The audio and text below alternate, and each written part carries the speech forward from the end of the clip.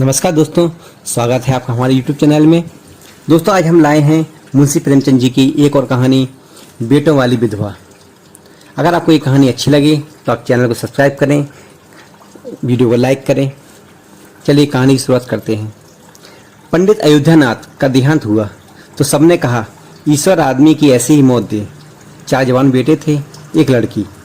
चारों लड़कों के विवाह हो चुके थे, केवल लड़की कुंवारी थी। संपत्ति भी काफ़ी छोड़ी थी। एक पक्का मकान, 2 बगीचे, कई हजार के गहने और 20,000 नगद। विधवा फूलमती को शोक तो हुआ और कई दिन तक बेहाल पड़ी रही, लेकिन जवान बेटों को सामने देखकर उसे ढांढस हुआ। चारों लड़के एक से एक सुशील, चारों बहुएं एक से एक आज्ञाकारी। जब तक रात को लेटती तो चारों बारी बारी उसके पैर दबाती। वह स्नान करके उठती तो उसकी साड़ी छांटती। सारा घर उसके इशारे पे चलता। बड़ा लड़का कामतानाथ एक दफ्तर में 50 रुपये पर नौकर था। छोटा उमानाथ डॉक्टरी पास कर चुका था और कहीं औषधालय खोलने की फिक्र में था। तीसरा दयानाथ बीए में फेल हो गया था और पत्रिकाओं में लेख लिखकर कुछ न कुछ कमा लेता था। चौथा सीतानाथ चारों में सबसे कुशाग्र बुद्धि और होनहार था और अब की साल बीए प्रथम श्रेणी में पास करके एमए की तैयारी में लगा हुआ था। किसी लड़के में वह दुर्व्यसन, वह छैलापन, वह लुटाऊपन ना था जो माता पिता को जलाता और कुल मर्यादा को डुबाता। फूलमती घर की मालकिन थी। गोकी कुंजियां बड़ी बहू के पास रहती थी। बुढ़िया में वह अधिकार प्रेम ना था जो वृद्धजनों को कटु और कलहशील बना दिया करता है, किंतु उसकी इच्छा के बिना कोई बालक मिठाई तक न मंगा सकता था। संध्या हो गई थी। पंडित को मरे आज 12वां दिन था। कल 13 थी। ब्रह्म भोज होगा, बिरादरी के लोग निमंत्रित होंगे। उसी की तैयारियां हो रही थी। फूलमती अपनी कोठारी में बैठी देख रही थी। पल्लेदार बोरे में आटा लाकर रख रहे हैं, घी के टीन आ रहे हैं, साग भाजी के टोकरे, शक्कर की बोरियां, दही के मटके चले आ रहे हैं। महापात्र के लिए दान की चीजें लाई गई हैं, बर्तन, कपड़े, पलंग, बिछावन, छाते, जूते, छड़ियाँ, लालटेनें आदि। किंतु फूलमती को कोई चीज़ नहीं दिखाई गई। नियमानुसार ये सब सामान उसके पास आने चाहिए थे। वह प्रत्येक वस्तु को देखती, उसे पसंद करती, उसकी मात्रा में कमी बेशी का फैसला करती। तब इन चीज़ों को भंडार में रखा जाता। क्यों उसे दिखाने और उसकी राय लेने की जरूरत नहीं समझी गई। अच्छा, वह आटा 3 ही बोरा क्यों आया? उसने तो 5 बोरे के लिए कहा था। घी भी 5 ही कनस्टर आए, उसने 10 कनस्टर मंगवाए थे। इसी तरह साग भाजी, शक्कर, दही आदि में भी कमी की गई होगी। किसने उसके हुक्म में हस्तक्षेप किया? जब उसने एक बात तय कर दी तब किसे उसको घटाने बढ़ाने का अधिकार है? आज 40 वर्षों से घर के प्रत्येक मामले में फूलमती की बात सदमान्य थी। उसने 100 कहा तो 100 खर्च किए, 1 कहा तो 1। किसी ने मीन मेख ना की। यहाँ तक कि पंडित अयोध्यानाथ भी उसकी इच्छा के विरुद्ध कुछ न करते थे। पर आज उसकी आंखों के सामने प्रत्यक्ष रूप से उसके हुक्म की उपेक्षा की जा रही है। इसे वह क्यों कर स्वीकार कर सकती? कुछ देर तक तो वह जब्त किए बैठी रही, पर अंत में ना रहा गया। स्वायत्त शासन उसका स्वभाव हो गया था। वह क्रोध में भरी हुई आई और कामतानाथ से बोली कि आटा 3 ही बोरे लाए? मैंने तो 5 बोरों के लिए कहा था और घी भी 5 ही टीन मंगवाए। तुम्हें याद है मैंने 10 कनस्टर कहा था। किफ़ायत को मैं बुरा नहीं समझती, लेकिन जिसने यह कुआं खोदा उसी की आत्मा पानी को तरसे। यह कितनी लज्जा की बात है। कामतानाथ ने क्षमा याचना ना की और अपनी भूल भी स्वीकार ना की। लज्जित भी नहीं हुआ। 1 मिनट तो विद्रोही भाव से खड़ा रहा, फिर बोला, हम लोगों की सलाह 3 बोरों की हुई और 3 बोरों के लिए 5 टीन ही काफ़ी था। इसी हिसाब से और चीज़ें भी कम कर दी गई हैं।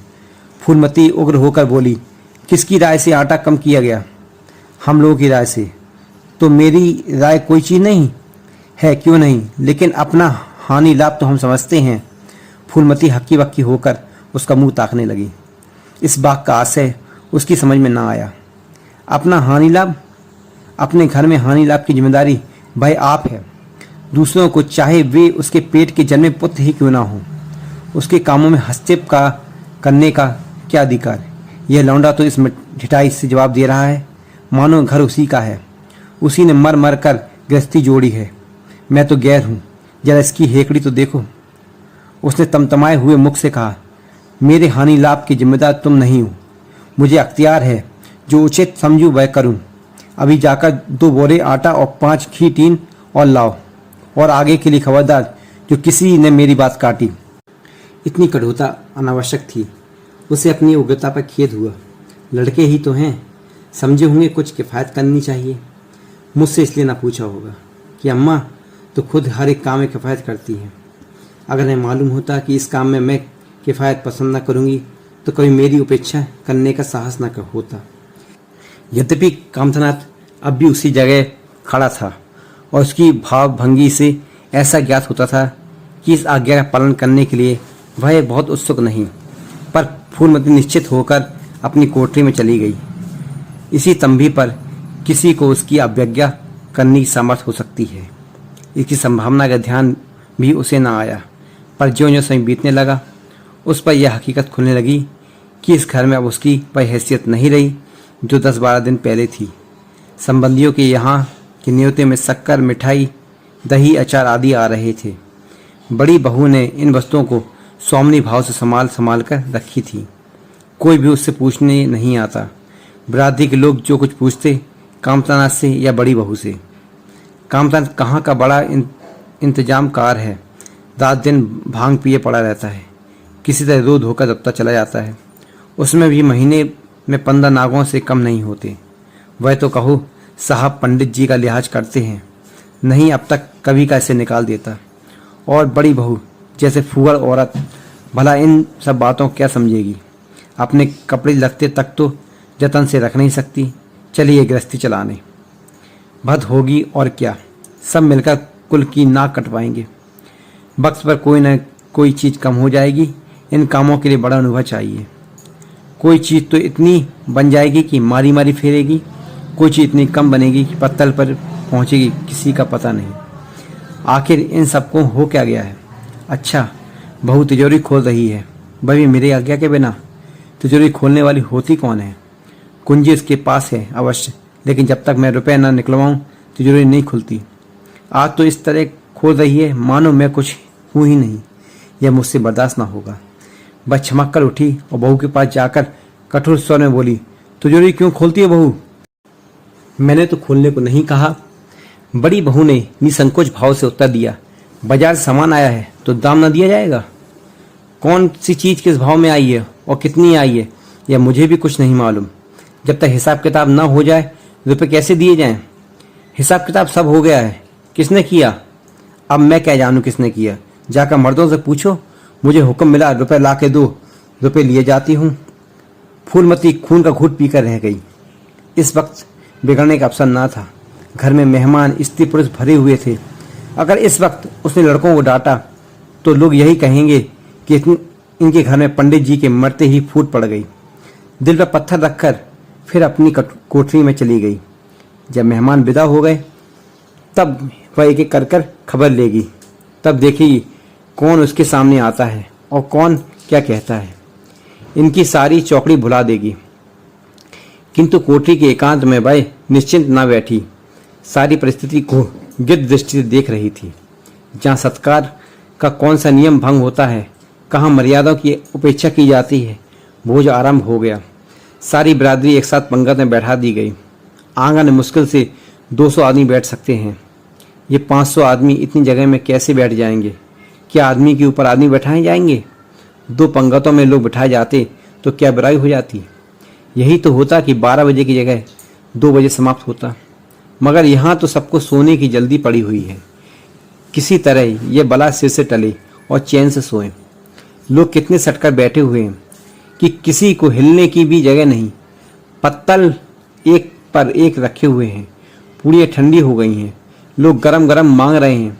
मैदे की पूड़ियाँ ठंडी होकर चिमड़ी हो जाती हैं। इन्हें कौन खाएगा। रसोइये को कढ़ाई पर ना जाने क्यों उठा दिया गया। यह सब बातें ना कटाने की हैं। सहसा शोर मचा। तरकारियों में नमक नहीं। बड़ी बहू जल्दी जल्दी नमक पीसने लगी। फूलमती क्रोध के मारे ऊँट चबा रही थी, पर इस अवसर पर मुंह ना खोल सकती थी। नमक पिसा और पत्तलों पर डाला गया। इतने फिर शोर मचा, पानी गर्म है, ठंडा पानी लाओ। ठंडे पानी का कोई प्रबंध ना था। बर्फ भी ना मंगाई गई। आदमी बाजार दौड़ाया गया, मगर बाजार में इतनी रात बर्फ कहाँ। आदमी खाली हाथ लौट आया। मेहमानों को वही नल का गर्म पानी पीना पड़ा। फूलमती का बस चलता तो लड़कों का मुंह नोच लेती। ऐसी छीछा लेदर उसके घर में कभी ना हुई। उस पर सब मालिक बनने के लिए मरते हैं। बर्फ जैसी जरूरी चीज़ें मंगवाने की भी किसी को सुधि ना हुई। सुधि कहाँ से रहे जब किसी को गप लड़ाने की फुर्सत मिले। मेहमान अपने दिल में क्या कहेंगे कि चले हैं बरादरी का भोज देने और घर में बर्फ तक नहीं। अच्छा, फिर यह हलचल क्यों मच गई? अरे लोग पंगत से उठे जा रहे हैं, क्या मामला है? फूलमती उदासीन न रह सकी। कोठ से निकलकर बरामदे में आई और कामता से पूछा, क्या बात हो गई लल्ला? लोग उठे क्यों जा रहे हैं? कामता ने कोई जवाब ना दिया, वहां से खिसक गया। फूलमती झुंझलाकर रह गई। सहसा कहारिन मिल गई।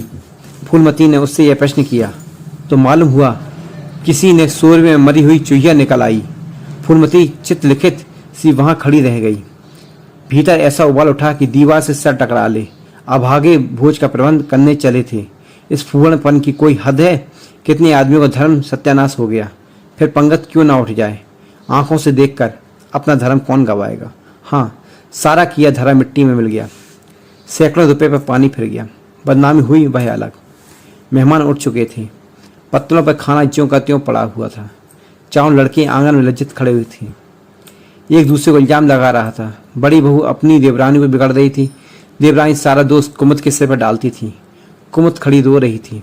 उसी वक्त फूलमती झल्लाई और आके बोली, मुंह में कालिख लगी कि नहीं, या भी कुछ कसर बाकी है? डूब मरो सबके सब जाकर चुल्लुए पानी में।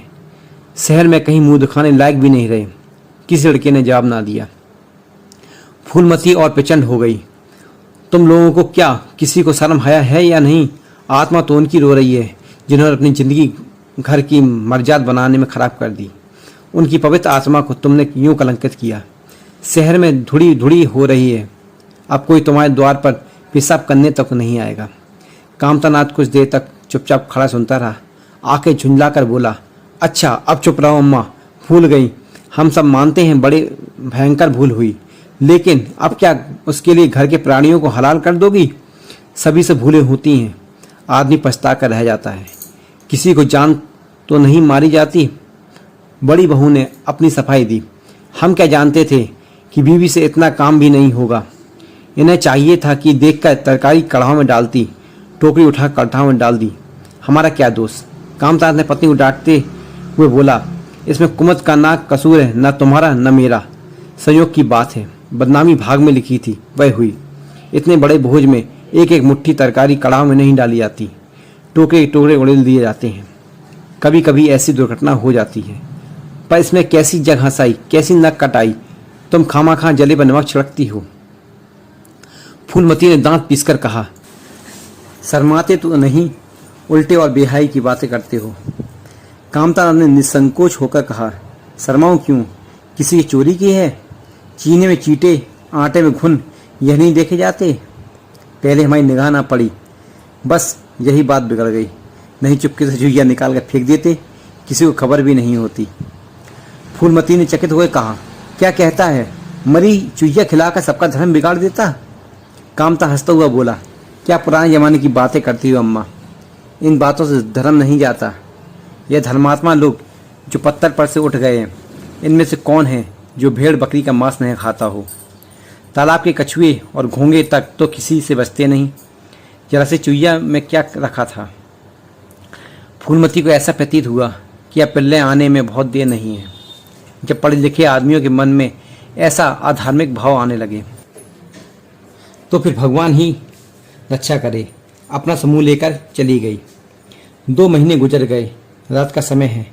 चारों भाई दिन के काम से छुट्टी पाकर कमरे में बैठे गपशप कर रहे हैं। बड़ी बहू भी षड्यंत्र में शरीक है। कुमुद के विवाह का प्रश्न छिड़ा हुआ है। कामता ने मसनद पर टेक लगाते हुए कहा, दादा की बात दादा के साथ गई। पंडित विद्वान भी है और कुलीन भी होंगे, लेकिन जो आदमी अपनी विद्या और कुलीनता को रुपए पर बेचे वह नीच है। ऐसे नीच आदमी के लड़के से हम कुमुद का विवाह कतई भी न करेंगे। 5,000 तो दूर की बात है, उससे बता धता और किसी दूसरे वर्ग की तलाश करो। हमारे पास कुल 20,000 ही तो हैं। एक एक हिस्से में 5-5 हज़ार रुपये आते हैं। 5,000 दहेज में दे देंगे और 5,000 नेक निछावर में बाजी गाजी में उड़ा देंगे तो फिर हमारे बधिया ही बैठ जाएगी। उमानाथ बोले, मुझे अपना औषधालय खोलने के लिए कम से कम 5,000 रुपये की जरूरत है। मैं अपने हिस्से में से एक पाई भी नहीं दे सकता। फिर खुलते ही आमदनी तो होगी ही नहीं, कम से कम साल भर घर से खाना पड़ेगा। दयानाथ एक समाचार पत्र देख रहे थे। आंखों से ऐनक उतारते हुए बोले, मेरा विचार भी एक पत्र निकालने का है। प्रेस और पत्र में कम से कम 10,000 रुपये का कैपिटल चाहिए। 5,000 मेरे रहेंगे तो कोई ना कोई साझेदार मिल जाएगा। पत्रों में लेख लिखकर मेरा निर्वाह नहीं हो सकता। कामतानाथ ने सिर हिलाते हुए कहा, अजी राम भजो, सेत में कोई लेख छापता नहीं, रुपये कौन देता है? दयानंद ने प्रतिवाद किया, नहीं, यह बात तो नहीं है। मैं तो कहीं भी बिना पेशगी पुरस्कार लिए नहीं लिखता। कामता ने जैसे अपने शब्द वापस लिए, तुम्हारी बात मैं नहीं करता भाई, तुम तो थोड़ा बहुत माल लेते हो, लेकिन सबको नहीं मिलता। बड़ी बहू ने श्रद्धा भाव ने कहा, कन्या भागवान हो तो दर्द घर में भी सुखी रह सकती है, अभागी हो तो दायक घर में भी रोएगी। यह सब नसीबों का खेल है। कामता ने स्त्री की प्रशंसा भाव से देखा, फिर इसी साल हमें सीता का विवाह भी तो करना है। सीतानाथ सबसे छोटा था, सिर झुकाए भाइयों की स्वार्थ भरी बातें सुन सुनकर कुछ कहने के लिए उतावला हो रहा था। अपना नाम सुनते ही बोला, मेरे विवाह की आप लोग चिंता ना करें। मैं जब तक किसी धंधे में न लग जाऊं विवाह का नाम न लूँगा। और सच पूछिए तो मैं विवाह करना ही नहीं चाहता। देश को इस समय बालकों की जरूरत नहीं, काम करने वालों की जरूरत है। मेरे हिस्से के रुपए आप कुमुद के विवाह में खर्च कर दें। सारी बातें तय हो जाने के बाद यह उचित नहीं कि पंडित मुरारीलाल से संबंध तोड़ लिया जाए। उमा ने तीव्र स्वर में कहा, 10,000 कहाँ से लाएंगे? सीता ने डरते हुए कहा, मैं तो अपने हिस्से के रुपए देने को कहता हूँ और शेष मुरारीलाल से कहा जाए कि दहेज में कुछ कमी कर दें। वे इतने स्वार्थ नहीं कि इस अवसर पर कुछ बल खाने को तैयार ना हो। अगर वह 3,000 में संतुष्ट हो जाए तो 5,000 विवाह हो सकता है। उमा ने कामदास से कहा, सुनते हैं भाई साहब इनकी बातें? दयानाथ बोल उठे, तो इसमें आप लोगों का क्या नुकसान है? मुझे तो इस बात से खुशी हो रही कि भला हमसे कोई त्याग करने योग्य है। इन्हें तत्काल रुपये की जरूरत नहीं, सरकार से वजीफा पाते हैं, पास होने पर कहीं ना कहीं जगह मिल जाएगी। हम लोगों की हालत तो ऐसी नहीं है। कामता ने दूरदर्शिता का परिचय दिया, नुकसान की एक ही कही। हम में से एक को कष्ट हो तो क्या और लोग बैठ देखेंगे? ये अभी लड़के हैं, इन्हें क्या मालूम समय पे 1 रुपये 1 लाख का काम करता है। कौन जानता है कल इन्हें विलायत जाकर पढ़ने के लिए सरकारी वजीफा मिल जाए या सिविल सर्विस में आ जाए। उस वक्त सफ़र की तैयारी में 4-5 हज़ार लग जाएंगे, तब किसके सामने हाथ फैलाते फिरेंगे? मैं नहीं चाहता कि दहेज के पीछे इनकी जिंदगी नष्ट हो जाए। इस तर्क ने सीतानाथ को भी तोड़ लिया। सकुचाता हुआ बोला, हाँ, यदि ऐसा हुआ तो बेशक मुझे रुपए की जरूरत होगी। क्या ऐसा होना असंभव है? असंभव तो मैं नहीं समझता, लेकिन कठिन अवश्य है। वजीफे उन्हें मिलते हैं जिनकी यहाँ सिफारिशें होती हैं। मुझे कौन पूछता है? कभी कभी सिफारिशें धरी रह जाती हैं और बिना सिफारिश वाले बाजी मार लेते हैं। तो आप जैसा उचित समझें। मुझे यहाँ तक मंजूर है कि चाहे मैं विलायत ना जाऊँ पर कुमुद अच्छे घर जाए। कामतान ने निष्ठा भाव से कहा, अच्छा घर दहेज देने से ही नहीं मिलता भैया, जैसा तुम्हारी भाभी ने कहा, यह नसीबों खेल है।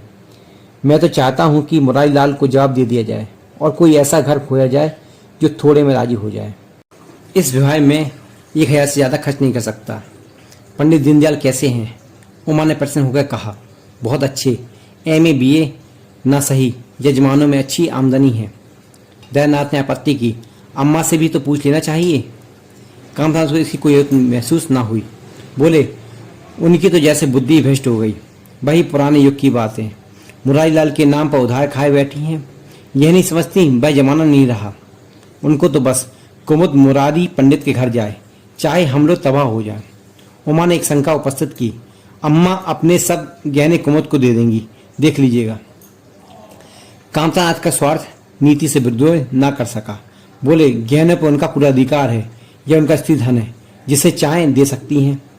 उमा ने कहा, स्त्री धन है तो क्या वैसे लुटा देंगी? आखिर भाई भी तो दादा की ही कमाई है। किसी कमाई हो, स्त्री धन पर उनका पूरा अधिकार है। यह कानूनी गोड़धंधे हैं। 20,000 में तो 4 हिस्सेदार हूँ और 10,000 के गहने अम्मा के पास रह जाएं। देख लेना, इन्हीं के बल पर वह कुमत का विवाह मुरारी पंडित के घर करेंगी।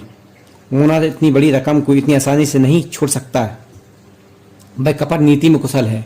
कोई कौशल रचकर माता से सारे गहने ले लेगा। उस वक्त तक कुमत के विवाह की चर्चा करते फूलमती को भड़काना उचित नहीं। कामतानाथ ने सिर हिलाकर कहा, भाई मैं इन चालों को पसंद नहीं करता। उमानाथ ने खिसियाकर कहा, गहने 10,000 से कम के ना होंगे। कामता अविचलित होकर बोले, कितने के ही हों, मैं नीति के साथ नहीं चलता। तो आप अलग बैठिए। हाँ, बीच में भांजी ना मारिए। मैं अलग रहूंगा और तुम सीता अलग रहूंगा। लेकिन जब दयानाथ से यही प्रश्न किया तो वह उमानाथ के सहयोग करने को तैयार हो गया। 10,000 में 2,500 तो उसके होंगे ही। इतनी बड़ी रकम के लिए यदि कुछ कौशल भी करना पड़े तो क्षम्य है।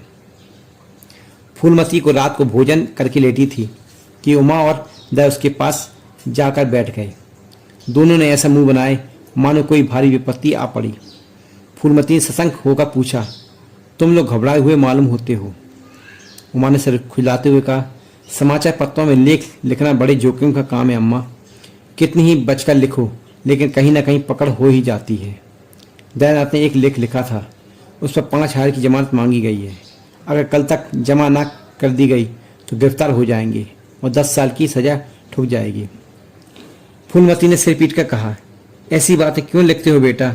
जानते नहीं हो आजकल हमारे अधीन आए हुए हैं, जमानत किसी तरह टल नहीं सकती। दयानंद ने अपराधी भाव से उत्तर दिया, मैं तो अम्मा ऐसी कोई बात नहीं लिखी, लेकिन किस्मत को क्या करूं? हाकिम जिला इतना कड़ा है कि जरा भी रियायत नहीं करता। मैं जितनी धूप दौड़ हो सकती वह सब कर ली। तो तुमने कामता से रुपए का प्रबंध करने को नहीं कहा? उमा ने मुंह बनाया, उनका स्वभाव तो तुम जानती हो अम्मा। उनके रुपए प्राणों से प्यारे हैं। इन्हें चाहे काला पानी ही हो जाए पर एक पाई ना देंगे। दयानाथ ने समर्थन किया, मैं तो उनके इसका जिक्र ही नहीं किया। फूलमती ने चारपाई से उठते हुए कहा, चलो मैं कहती हूँ, देगा कैसे नहीं? रुपए इसी दिन के लिए तो होते हैं, गाड़ रखने के लिए। उमानाथ ने माता को रोककर कहा, नहीं अम्मा, उनसे कुछ ना कहो। रुपए तो देंगे नहीं, उल्टे हाय हाय मचाएंगे। उनकी अपनी नौकरी खैरियत मनानी है, इन्हें घर में रहने भी ना देंगे। अफसरों में जाकर खबर दे देंगे तो आश्चर्य नहीं। फूलमती ने लाचार हुए कहा, तो फिर जमानत का क्या प्रबंध करोगे? मेरे पास तो कुछ नहीं है। हाँ, मेरे गहने हैं, इन्हें ले जाओ, कहीं गिरवी रख दो और जमानत दे दो। और आज से कान पकड़ो कि किसी पत्र में एक शब्द भी ना लिखोगे। दयानाथ कानों पर हाथ रखकर बोला, यह तो नहीं हो सकता अम्मा, तुम्हारे जेवर लेकर मैं अपनी जान बचाऊं। 10-5 साल की कैद होगी तो झेल लूंगा। यहीं बैठा बैठा क्या कर रहा हूं? फूलमती छाती पीटते हुए बोली, कैसी बातें करते हो? मेरे जीते जी तुम्हें कौन गिरफ्तार कर सकता है? उसका मुंह झुलस दूंगी। गहने इसी दिन के लिए हैं या किसी और दिन के लिए? जब तुम ही ने ना रहोगे तो गहने लेकर क्या करूंगी? उसने पिटाई लाकर उसके सामने रख दी। दया ने उमा की ओर फरियाद की आंखों से देखा और बोला, आपकी क्या राय है भाई साहब? इसी मारे मैं कहता था अम्मा को बताने की जरूरत नहीं, जेल ही तो हो जाती और कुछ। उमा ने जैसे सिफारिश करते हुए कहा, यह कैसे हो सकता है? इतनी बड़ी वारदात हो जाती और अम्मा को खबर न होती। मुझसे यह नहीं हो सकता था कि सुनकर पेट में डाल लेता, मगर अब करना क्या चाहिए यह मैं खुद निर्णय नहीं कर सकता। ना तो यही अच्छा लगता कि तुम जेल जाओ और ना ही यह अच्छा लगता कि अम्मा के गहने गिरवी रखे जाएं। फूलमती ने व्यथित कंठ से पूछा, क्या तुम समझती हो मुझे गहने तुमसे ज़्यादा प्यारे हैं? मैं तो प्राण तक तुम्हारे लिए निछावर कर दूं। गहनों की बिसात ही क्या?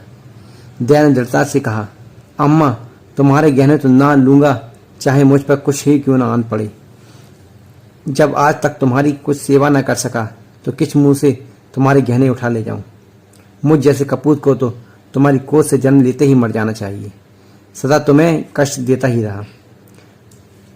फूलमती ने भी उतनी दृढ़ता से कहा, अगर यूँ ना लोगे तो मैं खुद जाकर इन्हें गिरवी रख दूंगी और खुद हाकिम जिला के पास जमानत कराऊंगी।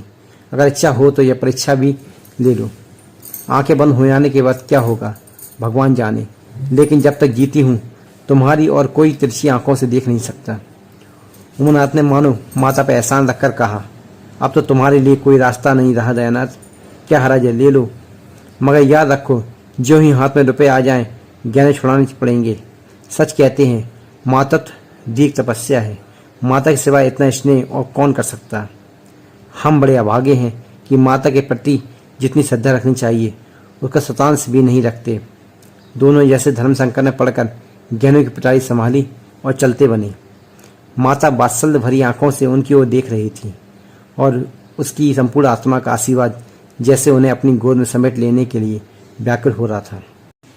आज कई महीने के बाद उसके मात हृदय को अपना सर्वस्व अर्पण करके जैसी आनंद की विभूति मिली, उसकी स्वामिनी कल्पना इसी त्याग के लिए, इसी आत्मसमर्पण के लिए जैसे कोई मार्ग ढूंढती रहती थी। अधिकार या लोभ या ममता की वहाँ गंध तक ना थी। त्याग ही उसका आनंद और त्याग ही उसका अधिकार है। आज अपना खोया हुआ अधिकार पाकर, अपनी सृजी हुई प्रतिमा अपने प्राणों की भेंट करके वह निहाल हो गई। 3 महीने और गुजर गए। माँ के गहनों पर हाथ साफ करके चारों भाई उसकी दिलजोई करने लगे। अपनी स्त्रियों को भी समझाते कि उसका दिल ना दुखाएं। अगर थोड़े शिष्टाचार से उसकी आत्मा को शांति मिलती है तो उसमें क्या हानि है।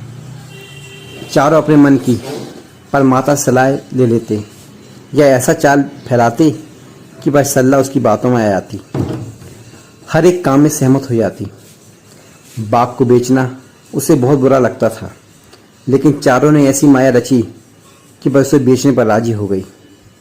किंतु कुमुद के विवाह के विषय में मैं तक न हो सका। माँ पंडित मुरारी लाल पर जमी थी और लड़के दीनदयाल पर अड़े हुए थे। एक दिन आपस में कलह हो गई। फूलमती ने कहा, माँ बाप की कमाई में बेटी का भी हिस्सा है। तुम्हें 16,000 का एक बाग मिला, 25,000 का एक मकान, 20,000 नगद में, क्या 5,000 भी कुमुद का हिस्सा नहीं है? कामता ने नम्रता से कहा, अम्मा कुमुद आपकी लड़की है तो हमारी बहन है। आप 2-4 साल में प्रस्थान कर जाएंगी, पर हमारा उसका बहुत दिनों तक संबंध रहेगा।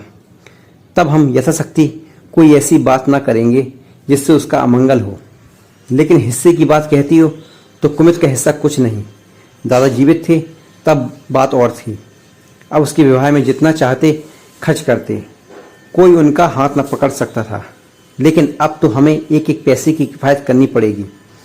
जो काम 1000 में हो जाए उसके लिए 5,000 खर्च करना कहाँ की बुद्धिमानी है। उमानाथ से सुधारा, 5,000 क्यों, 10,000 कहिए। कामता ने भौं सुकोड़ कर कहा, नहीं मैं 5,000 ही कहूँगा। एक विवाह में 5,000 खर्च करने की हमारी हैसियत नहीं है। फूलमती ने जिद पकड़ कर कहा, विवाह तो मुरारी लाल के पुत्र से ही होगा। 5,000 खर्च हो चाहे 10,000, मेरे पति की कमाई है। मैं मर मर कर जोड़ा है, अपनी इच्छा से खर्च करूंगी। तुम्ही ने मेरी कोख से नहीं जन्म लिया, कुमुद भी उसी कोख से आई है। मेरी आंखों में तुम बराबर हो। मैं किसी से कुछ नहीं मांगती। तुम बैठे तमाशा देखो, मैं सब कुछ कर लूंगी। 20,000 में 5,000 कुमुद का है। कामनाथ को अब कड़वे सत्य की शरण में लेने के सिवा और मार्ग ना रहा। बोला, अम्मा तुम बरबस बात बढ़ाती हो। जिन रुपए को तुम अपना समझती हो वह तुम्हारे नहीं है। तुम हमारी अनुमति के बिना उनमें से कुछ नहीं खर्च कर सकती। फूलमती को जैसे सर्प ने डस लिया। क्या कहा? फिर तो कहना मैं अपने सच्चे रुपए अपनी इच्छा से नहीं खर्च कर सकती। वह रुपए तुम्हारे नहीं हमारे हो गए। तुम्हारे होंगे लेकिन मेरे मरने के पीछे नहीं, दादा के मरने के बाद वो हमारे हो गए। उमानाथ ने बिहाई से कहा, अम्मा कानून कायदा तो जानती नहीं, नाहक उछलती है। फूलमती क्रोध बिहल रोकर बोली, भाड़ में जाए तुम्हारा कानून। मैं ऐसे कानून को नहीं जानती। तुम्हारे दादा ऐसे कोई धनासेठ नहीं थे। मैंने ही पेट और तन काट कर यह गृहस्थी जोड़ी है। नहीं आज बैठने की छां तक न मिलती। मेरे जीते जी तुम मेरे रुपए नहीं छू सकते। मैंने तीनों भाइयों के विवाह में 10-10 हज़ार रुपये खर्च किए। वहीं मैं कुमुद के विवाह में भी खर्च करूंगी। कामनाथ भी गर्म पड़ा, आप कुछ खर्च करने का अधिकार नहीं है। उमानाथ ने बड़े भाई को डांटा, आप खामा अम्मा के मुंह लगते हो। भाई साहब मुरारी लाल को पत्र लिख दीजिए कि तुम्हारे यहाँ कुमुद का विवाह ना होगा। बस छुट्टी हुई। कायदा कानून तो जानती नहीं, व्यर्थ में बहस करती है। फूलमती ने संयमित स्वर में कहा, अच्छा क्या कानून है, जरा मैं भी सुनूं। उमा ने निरीह भाव से कहा, कानून यही है कि बाप के मरने के बाद जायदाद बेटे को जाती है। माँ का हक केवल रोटी कपड़े का है। फूलमती ने तड़प कर पूछा, किसने कानून बनाया? उमा शांत स्थिर स्वर में बोला, हमारे ऋषियों ने, महाराज मनु ने, और किसने? फूलमती एक क्षण अबाक रहकर आहत कंठ से बोली, तो इस घर में मैं तुम्हारे टुकड़ों में पड़ी रहूंगी? उमानाथ ने न्यायाधीश की निर्ममता से कहा, तुम जैसा समझो। फूलमती की संपूर्ण आत्मा मानो इस वज्रपात से चीत्कार करने लगी। उसके मुख से जलती हुई चिंगारियों की भांति ये सब निकल पड़े। मैंने घर बनवाया, मैंने संपत्ति जोड़ी, मैंने तुम्हें जन्म दिया, पाला, और आज मैं इस घर में गैर हूं। मनु का यही कानून है और तुम उसी कानून पर चलना चाहते हो। अच्छी बात है, अपना घर द्वार लो, मुझे तुम्हारी आश्रिता बनकर रहना स्वीकार नहीं। इससे अच्छा तो मैं मर जाऊं। वारे अंधेर, मैंने पेड़ लगाया, मैं ही उसकी छांव में खड़ी नहीं हो सकती। अगर यही कानून है तो इसमें आग लग जाए। चारों युवकों पर माता के इस क्रोध और आतंक का कोई असर ना हुआ। कानून का फौलादी कवच उनकी रक्षा कर रहा था। इन कांटों का उन पर क्या असर हो सकता था? जरा देर में फूलमती उठकर चली गई। आज जीवन में पहली बार उसका वात्सल मामात्र अभिशाप बनकर उसे धिक्कारने लगा। जिस मातत्व को उसने जीवन की विभूति समझा था, जिसके चरणों पर वह सदैव अपनी समस्त अभिलाषाओं और कामनाओं को अर्पित करके अपने को धन मानती थी, वही मातत्व आज उसे अग्निकुंड सा जान पड़ा, जिसमें उसका जीवन जलकर भस्म हो गया। संध्या हो गई थी। द्वार पर नीम का वृक्ष सिर झुकाए निस्तब्ध खड़ा था, मानो संसार की गति पर क्षुब्ध हो रहा हो। अस्ताचल की ओर प्रकाश हो जीवन का देवता फूलवती के मातत्व की ही भांति अपनी चिता में जल रहा था। फूलमती अपने कमरे में जाकर लेटी तो उसे मालूम हुआ उसकी कमर टूट गई है। पति के मरते ही अपने पेट के लड़के उससे शत्रु हो जाएंगे। उसको स्वप्न में भी अनुमान न था। जिन लड़कों को उसने अपना हृदय रक्त पिला पिला कर पाला, वही आज उसके हृदय पर यूं आघात कर रहे हैं। अब वह घर उसे कांटों की सेज हो रहा था। जहाँ उसकी कुछ कद्र नहीं, कुछ गिनती नहीं, वहाँ नातों की बाती पड़ी रोटियां खाए। यह उसकी स्वाभिमानी प्रकृति के लिए असह्य था, पर उपाय ही क्या था? वह लड़कों से अलग होकर रहे भी तो नाक किसकी कटेगी? संसार उसे थूके तो क्या और लड़कों को थूके तो क्या? बदनामी तो उसी की है। दुनिया तो यही कहेगी कि 4 जवान बेटों के होते बुढ़िया अलग पड़ी हुई मजूरी करके पेट पाल रही है। जिन्हें उसने हमेशा नीच समझा, वही उस पर हंसेंगे। वह अपमान इस अनादर से कहीं ज़्यादा हृदय विदारक था। अब अपना और घर का पर्दा ढका रहने में कुशल है। हाँ, अब उसे अपनी नई परिस्थिति के अनुकूल बनाना पड़ेगा। समय बदल गया। अब तक स्वामिनी बनकर रही, अब लौंडी बनकर रहना पड़ेगा। ईश्वर की यही इच्छा है। अपने बेटों की बातें और लातें गैरों की बातों और लातों की अपेक्षा फिर भी गनीमत है। वह बड़ी देर तक मुंह ढाके अपनी दशा पर रोती रही। सारी रात इसी आत्मवेदना में कट गई। शरद का प्रभाव डरता डरता ऊषा की गोद से निकला, जैसे कोई कैदी छिपकर जेल से भाग आया हो। फूलमती अपने नियम के विरुद्ध आज तड़के ही उठी। रात भर में उसका मानसिक परिवर्तन हो चुका था। सारा घर सो रहा था और वह आंगन में झाड़ू लगा रही थी। रात भर ओस में भीगी हुई उसकी पक्की जमीन उसके नंगे पैरों में कांटों की तरह चुभ रही थी। पंडित जी उसे कभी इतने सवेरे उठने ना देते। शीत उसके लिए बहुत हानिकारक था, पर अब वह दिन न रहे। प्रकृति को भी समय के साथ बदल देने का प्रयत्न कर रही थी। झाड़ू से फुर्सत पाकर उसने आग जलाई और दाल चावल की कंकड़ियाँ चुनने लगी। कुछ देर में लड़के जागे, बहुएं उठीं। सभी ने बुढ़िया को सर्दी में सिकुड़ते हुए काम करते हुए देखा, पर किसी ने यह न कहा कि अम्मा क्यों हलकान होती हो। शायद सबके सब बुढ़िया के इस मान मर्दन पर प्रसन्न थे। आज से फूलमती का यही नियम हो गया कि जी तोड़कर घर का काम करना और अंतरंग नीति से अलग रहना। उसके मुख पर जो एक आत्मगौरव झलकता रहता, उसकी जगह अब गहरी वेदना छाई हुई नजर आती थी। जहाँ बिजली जलती थी, वहाँ अब तेल का दिया टिमटिमा रहा था। जिसे बुझा देने के लिए हवा का एक हल्का सा झोंका काफी है। मुरारी लाल को इंकारी पत्र लिखने की बात पक्की हो गई। दूसरे दिन पत्र लिख दिया गया। दीनदयाल से कुमुद का विवाह निश्चित हो गया। दीनदयाल की उम्र 40 से कुछ अधिक थी। मर्यादा में भी कुछ हेटे थे, पर रोटी दाल से खुश थे। बिना किसी ठहराव के विवाह करने पर राजी हो गए। तिथि नियत हुई, बारात आई, विवाह हुआ और कुमार विदा कर दी गई। फूलमती के दिल पर क्या गुजर रही थी, इसे कौन जान सकता है, पर चारों भाई बहुत प्रसन्न थे, मानो उनके हृदय का कांटा निकल गया हो। ऊंचे कुल की कन्या मुंह कैसे खोलती। भाग में सुख भोगना लिखा होगा, सुख भोगेगी। दुख भोगना लिखा होगा, दुख झेलेगी। हर इच्छा बेकसों का अंतिम अवलंब है। घर वालों ने जिससे विवाह कर दिया, उसमें हजार ऐब हो तो भी वह उसका उपास्य, उसका स्वामी है। प्रतिरोध उसकी कल्पना से परे था। फूलमती ने किसी काम में दखल ना दिया। कुमुद को क्या दिया गया, मेहमानों का कैसे सत्कार किया गया, किसके यहाँ से नेवते में क्या आया, किसी बात से भी उसे सरोकार ना था। उससे कोई सलाह भी ली गई हो तो यही कहा, बेटा तुम लोग जो करते हो अच्छा ही करते हो, मुझसे क्या पूछते हो। जब कुमुद के लिए द्वार पर डोली आ गई और कुमुद माँ के गले लिपट कर रोने लगी तो वह बेटी को अपनी कोठरी में ले गई और जो कुछ 150 रुपये और 2-4 मामूली गहने उसके पास बच गए थे बेटी के आंचल में डालकर बोली, बेटी मेरी तो मन की मन में रह गई, नहीं तो आज क्या तुम्हारा विवाह इस तरह होता और तुम इस तरह विदा की जाती। आज तक फूलमती ने अपने गहनों की बात किसी से ना कही।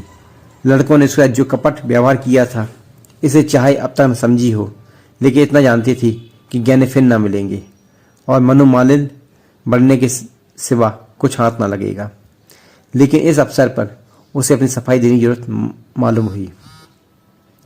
कुमुद यह भाव मन में लेकर जाए कि अम्मा ने अपने गहने बहुओं के लिए तक छोड़े, इससे वह किसी तरह ना सह सकती थी, इसलिए वह उसे अपनी कोठरी में ले गई थी। लेकिन कुमुद को पहले ही इस कौशल की टूह मिल चुकी थी। उसने गहने और रुपए आंचल से निकालकर माता के चरणों में रख दिए और बोली, अम्मा मेरे लिए तुम्हारा आशीर्वाद लाखों रुपए के बराबर है।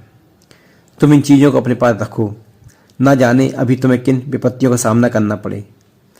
फूलमती कुछ कहना चाहती थी कि उमानाथ ने आकर कहा, क्या कर रही हो कुमुद, चल जल्दी कर, शायद चली जाती है। भाई लोग हाय हाय कर रहे हैं, फिर तो 2-4 महीने में आएगी ही, जो कुछ लेना देना हो ले लेना। फूलमती के घाव पर जैसे मनु नमक पड़ गया। बोली, मेरे पास अब क्या है भैया जो उसे मैं दूंगी। जाओ बेटी, भगवान तुम्हारा सुहाग अमर रखे। कुमुद विदा हो गई। फूलमती पछाड़ खाकर गिर पड़ी। जीवन की लालसा नष्ट हो गई। 1 साल बीत गया। फूलमती का कमरा घर में सब कमरों से बड़ा और हवादार था।